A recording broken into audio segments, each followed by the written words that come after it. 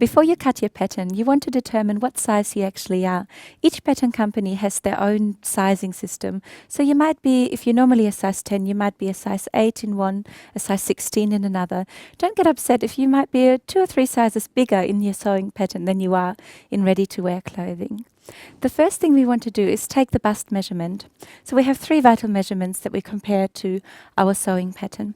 So to take the bust measurement, you're closing the tape measure around the bust, aligning it at the apex of the bust. You also want to make sure, can I get you to turn to the side a little bit, that you're not measuring like this. So you want to measure in a kind of horizontal line. Thank you. Okay. Hold the tape measure firm, but do have about a finger's width in between.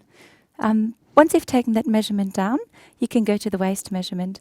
Now, sometimes it's a bit hard to determine where the waist is. We don't all have very little wasp waist. Some people have very narrow hips, so the waists are not that obvious. So what I get you to do is to actually rest your hands on your hips like this, and then turn to the side. And you can feel where your hand goes in. You will feel where your natural waist is. So that would be about here on my tee.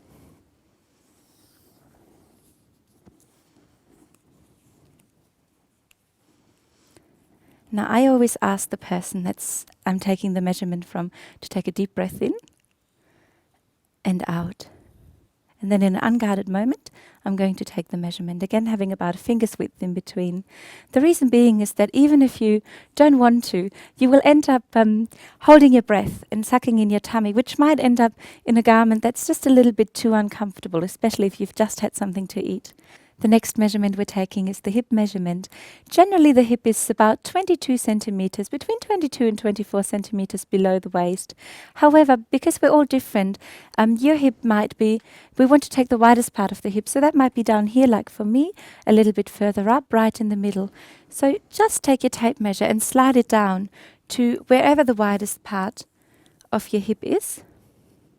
Again, holding it horizontally, holding it tight, with the finger in between, and take down your measurement. Now, the last thing we need to consider is also the height of the person. So generally, a standard height would be between 166 and 170 centimeters. If you are a bit taller or a little bit smaller, we will have to consider some adjustments as well. Now we're ready to go and cut out our sewing pattern.